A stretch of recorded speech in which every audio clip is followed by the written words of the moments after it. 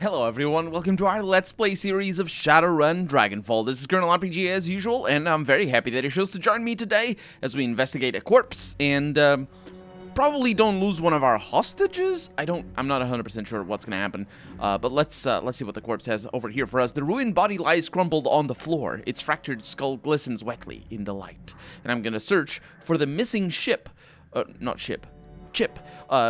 because last episode we found one, and apparently these are super special. Peeling back a patch of matted hair, you find something that a casual viewer would have missed. The man had a chipjack. It's a cheap model, sufficient for loading SimSense chips and BTLs, but little else. It doesn't take much effort to try to pry it open. Inside the chipjack, you find a glob of plastic. It looks as though whatever this guy was running melted down sometime after he slotted it. A chipjack like this couldn't generate enough heat to destroy a SimSense chip. The only logical conclusion is that the chip itself was wired to melt down after use. Well, let's take the burned out chip and leave, basically, because that's the only thing we can do. And Iger clearly knows what's up. Please don't kill him. Please don't kill him. That's good enough, I suppose. The engineer's eyes remained locked on the chip. His face has gone pallid white, and his shirt is drenched with sweat. His eyes bulge, and his breathing is heavy. Iger glances from your manic captive... What? Yes, glances up from your manic captive and looks you in the eye. Find what you were looking for? Yes. I pried his chipjack open and found a blob of melted plastic inside. It was still warm to the touch. Iger examines the remnants of the chip in your fingers. I've heard of things like this before. Single-use sims designed to self-destruct after they're slaughtered. Keeps the customers from reusing the same BTL over and over again. I'd say that you found out our missing chip. Yeah, I agree, but the ganger who slaughtered this wasn't blissed out like a normal sim junkie. It was almost the opposite. He looked wild like a madman.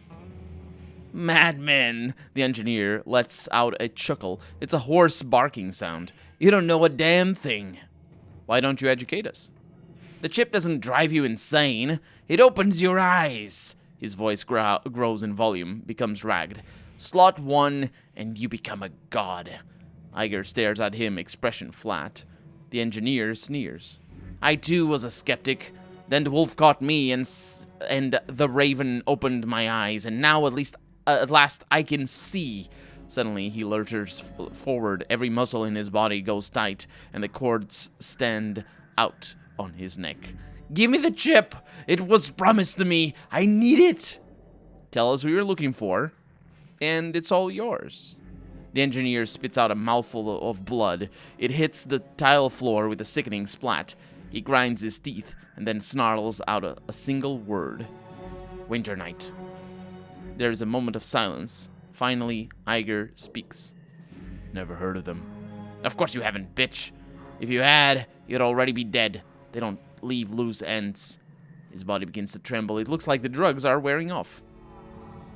They have money, she-troll.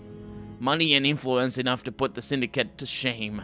Even I cannot say how much, but I do know that what I've seen is just the tip of the spear. Alright, let's say you're telling the truth and some sort of secret society is behind this. What do they want with Shadowrun? They do not tell me these things. All I know is that they want to store things here. Crates, boxes, shipped in from all over. No cargo inspections and no traces back to them. What are they shipping in? Weapons? Drugs? More of these BTLs? He eyes her incredulously. You think that I asked them? It's not my place to know. And all that I know is, what was promised to me. Give me the chip. His voice comes out in a shivering shriek. You promised. He promised you the chip, says Iger. She smiles at the engineer. Slowly, she pulls a knife from her belt. Its serrated edge glints in the light. I, on the other hand, didn't offer you a goddamn thing.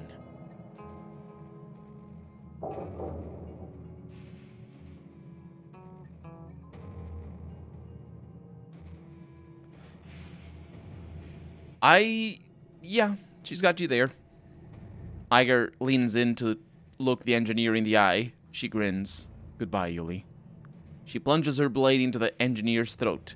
The orc lets out a gargled, gurgling sound, or a startled, gurgling sound, thrashes, and dies.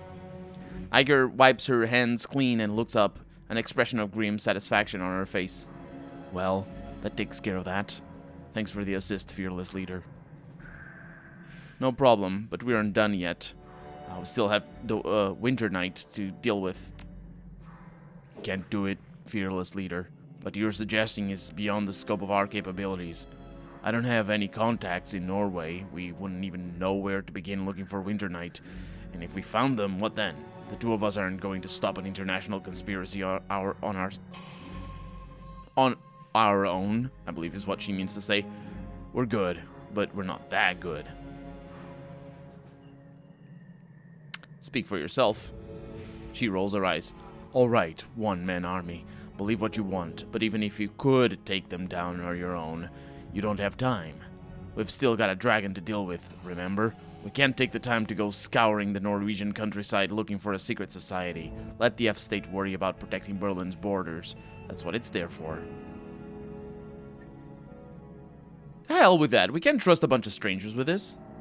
I understand where you're coming from, Edie. Believe me, I do. I like a clear resolution as much as anyone else, but out in the field, you almost never get one. There are no easy fixes in my line of work.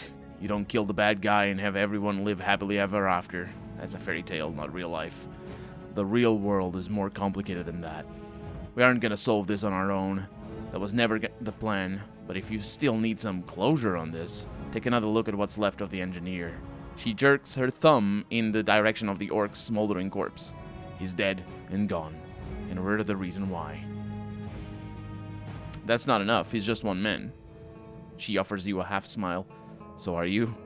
If Winter Night is as powerful as Yuli said they are, if it'll take an army to stop them. So we let the closest thing that Berlin has to handle...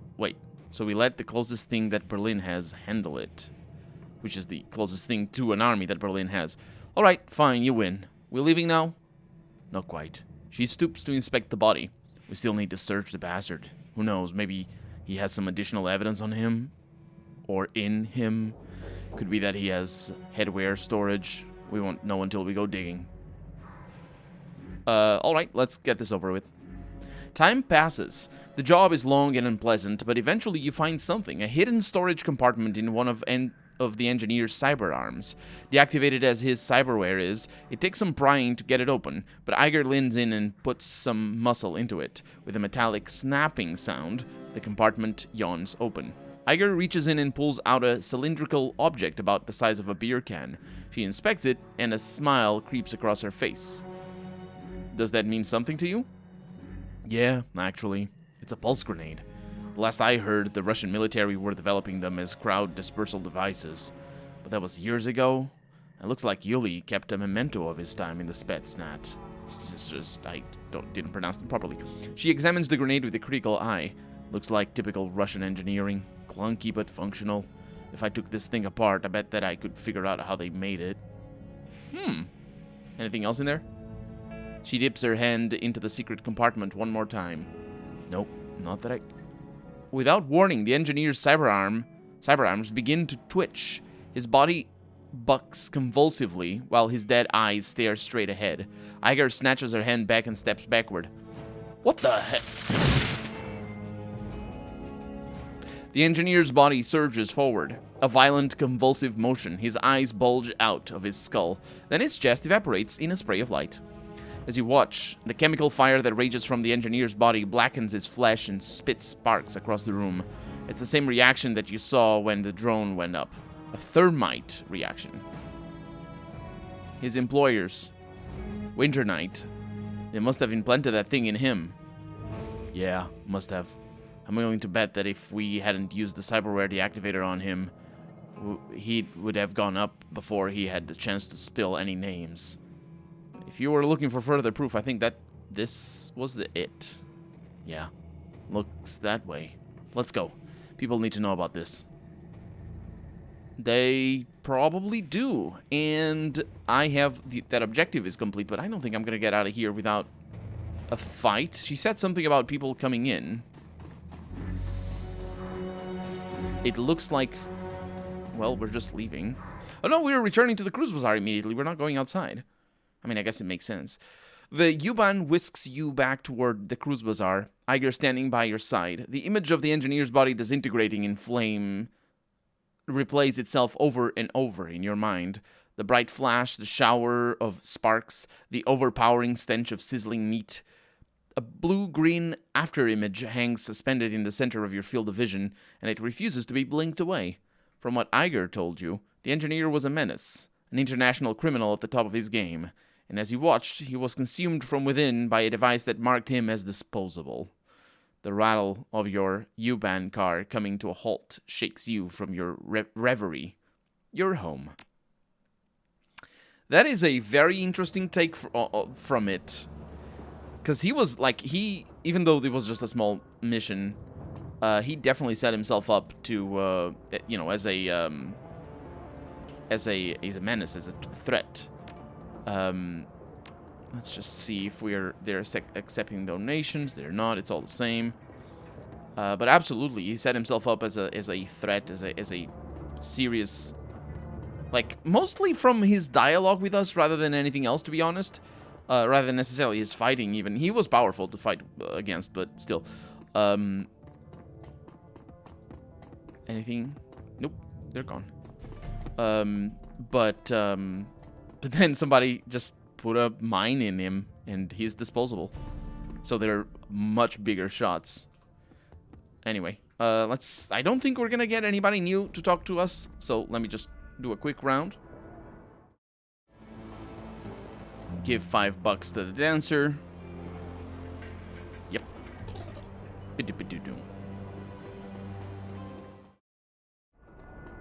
Nope. Nobody has any news. Of course, Iger might talk to us. And of course, all these people might talk to us. Yeah. They are basically in the same mode as before. So let's just have a chat with Iger.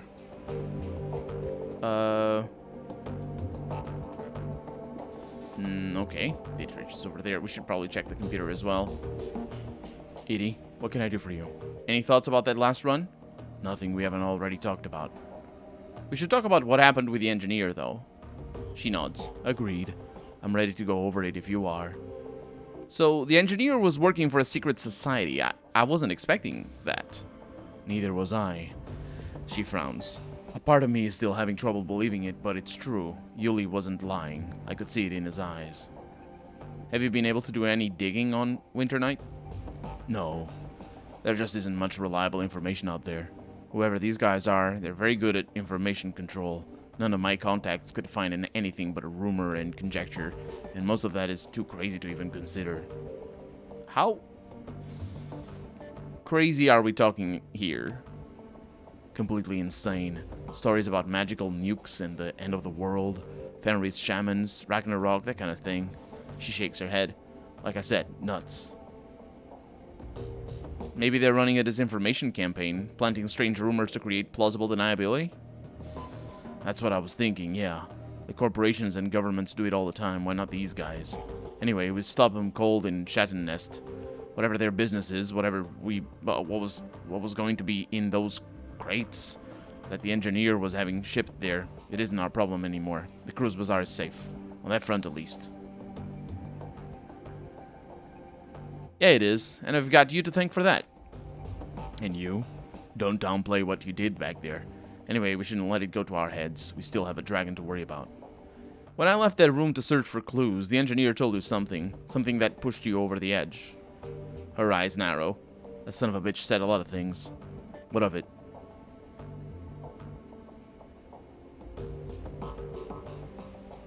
What do you think? I want to know what he told you. With all due respect, that's none of your business, Edie. Isn't it? You beat the tar out of them men because of what he told you? As your team leader, I need to know why that happened. It takes her a long time to respond. When she does, her voice carries a tone of resignation. You really want to know? Alright, fine, I'll tell you. He told me about a bunch of polished towns that my unit swept for syndicate activity.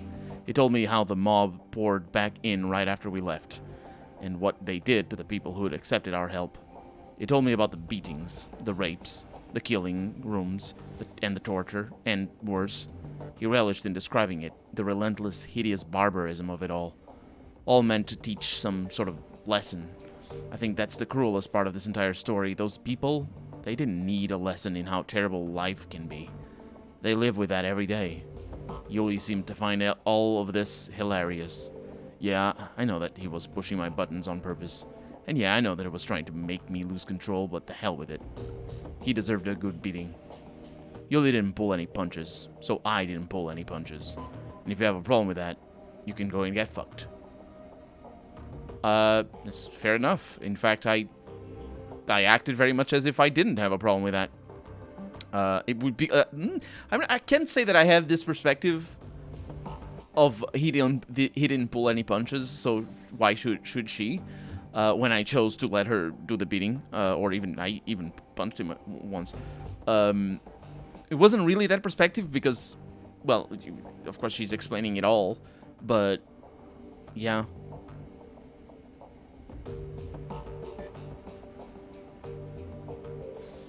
That's an interesting third line. My problem isn't with Yuli getting punished. It's with the fact that you let him play you. I don't think that's true. I think this is... I'm not sure what the game... what she's gonna say, how the game is written when I say that, but I don't think that's fair. I think it's there is a certain level of fault of her. In that she let him play him. I think that it is okay to say that, or rather, it is correct to put it in those terms. But you can't just equate it to a weakness. It's the same kind of weakness as, if she were beaten in a fight. And then I would be saying it's the fact that you let him punch you. So in a sense, it is a sense of weakness because it is a weakness. Her past and of course the consequences of her actions, or not really, because those aren't the consequences of her actions. But they can be interpreted as that. And obviously he was playing her. But the thing is, it's sort of like it's a psychological fight rather than a physical fight. You know what I mean? And that's what she's talking about here when she says he didn't pull any punches, because he's fighting her. And that, yeah, he landed a few hits, but putting it like this and just saying, "Oh no, you're just weak," is really dismissing that as hits and just sort of, because the thing is, like, literally, it isn't dismissing that as an actual fighting strategy, but it typically is. So I'm not gonna say that line over there. It's just that it feels very much like, you can fight, but you can't take the words, and that's just not what it is. Because there's multiple ways of fighting, and words are one way, for sure. However, all the other ones are dumb. This one is dumb. Watch your tone. I'm still your team leader. Show some respect. It's just dumb, so I'm not gonna say that. The first one is cool down, Iger. We're both on the same side here. And I think maybe I'll go with that, actually.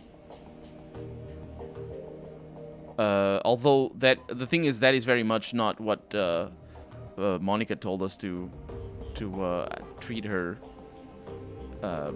as.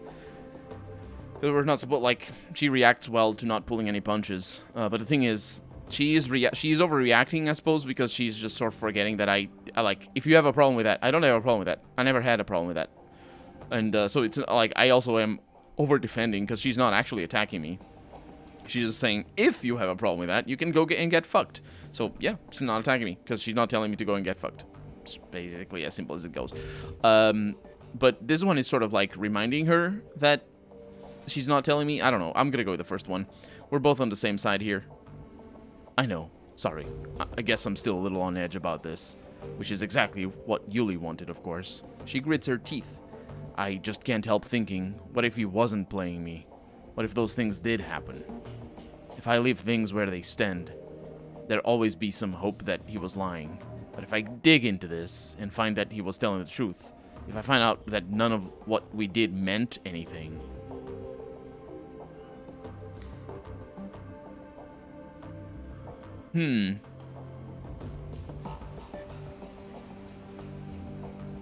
You can't just leave it like this. A question mark. I know you, Iger. You're too strong to run from the truth. I'm not running from anything, fearless leader. I'm going to look into this, wherever it leads me. She looks you in the eye, but I'm not going to do it today. Sounds like your priorities are in the right place. She nods. I'd like to think so. Now let's get back. Let's change track. I assume, because tack doesn't mean the same thing. Is there anything else from the run that you'd like to go over? And she folds her arms across her chest. If you have any thoughts, I want to hear them. Yeah, you said, you thought you could reverse engineer that pulse grenade that you pulled from the engineer. Any luck with that? Yeah, actually, it wasn't too difficult to pull the thing apart and see what made it tick. She smiles. Making one of my own was a different story, but I got it in the end. She reaches into her desk and grabs a cylindrical object. Gently, she lifts it up and hands it to you. Meet the newest addition to my arsenal. I call it the Voltaic Grenade. It's based on the same principles as the Russian pulse grenade, but with a few tweaks of my own. Nice. You said that these things were designed for crowd control? Originally, yeah. Mine has a lot more bite, though. I bumped up the amperage quite a bit. And so she calls it voltaic, which is not the same thing, because it's volts and not amps. It's like, anyway, when the thing goes off, it'll both shut down the nervous system and cook the organs of anyone in its blast radius. And actually, she should have amped the voltage, because amps don't... No, wait, amps kill... Does do amp? No, yeah, amps don't kill anybody. You can have... Is it amps that don't kill any? No, yeah, amps amperage doesn't kill you. You can have a lot of amperage, but if the voltage is not high enough, there's even if there's a lot of power. Yeah, I think that's right. Because amps is called current or intensity, but it's a measure of intensity of the current. Volts are measured the potential of it's called potential, but it's not quite the same as you'd think if you just call it like that. It's sort of weird. I'm pretty sure that's the case. Amps wouldn't kill anybody. They can. No, I'm not sure if even they can. You'll get a shock even with low amps if it's high voltage. Like, I'm talking high voltage like 220, which is what you have in a wall socket, for example. In Europe, anyway. There's other countries that have 240 and 120 and different things. But those are also high voltage. Like, when we're talking low voltage, we're talking like in a battery. And you can get a shock from that as well. From a 9-volt battery, for example. I think the little batteries are only 3.3 volts, maybe? I'm not sure, but the big ones, the ones that are... I don't know what they're called, actually. C5? Anyway, those are very low voltage. And that's why they don't shock us, because the volts are low. But they can have a lot of amps, I think. Anyway... when that thing goes off, it'll both... Yeah, she said that already. Yeah, sounds nasty. She nods and tucks the grenade back into her desk. It is. You wouldn't want to be on the wrong end of one of these. For now, I've only managed to make one voltaic grenade. They aren't the easiest thing in the world to manufacture, or the cheapest. She nods thoughtfully. But I should be able to scrounge up enough raw materials to put a new one together between each run. Sounds good to me. So you'll only have one per run. That's right, fearless leader, but if used in the right situation, that one could turn the tide of an otherwise unwinnable firefight. Yeah, I'll take it. Can we talk about something else? I don't have anywhere to be. If you have questions, ask away. Nope, that's all, Iger. Thank you for the talk. Thank you, fearless leader, both for the chat and for the assist on the run. Is there anything else? Nope. Okay. So that means that we are ready for another mission. Let's also check for new messages. No, I don't need to read the old ones. I need to check also the jobs directory, because that's what we're doing, but no, we're not. We're going to go into Shadowland BBS postpaid data for sale. There's nothing there, I don't think. Claim. There it is. The Sharing Pharma AG Chemical Research got 430. Actually 387, but... that is money, and we can search for keywords. F-State Protection. Shockvelen Writers writes in, the writers have it on good authority that the Lobachevsky Syndicate is eyeing Shattersnest for expansion. For the good of the Flux, we should keep a watchful eye on the situation. See attached file for more details. Tolstoy says, okay, bad news for Shattersnest. But if Rambok isn't going to stop them, and I hear Surf Turf is out of the picture, well, I'm sure there's some poly club out there who wants that piece of the pie. I know we've got enough of them. Ruby says, I know that Humanis has some presence there, but I doubt they'll fight the Russians too much. I'd say they're far more likely to form a partnership. And then energy sources over here by Alan Altbit. I've got solar panels like everybody, but does anyone have experience with these mana turbine services? I'm off the grid, so there are some times when I need to do some late-night decking or maintenance on my telescoping limbs. Wraithlike44 writes, is that the thing where a mage comes by and drops some juice into a generator? My buddy was telling me about them last week. The turbine spins the mana around and the charge lasts for weeks, he said. Tolstoy says, they're a scam, chummer. That mage is going to be out of there with your money before you realize how much power you've actually got. You're better off peddling a bike battery. That's, yeah. Well, I guess, that's it. And, we're ready for the next one. Oh, wait a minute. What is that?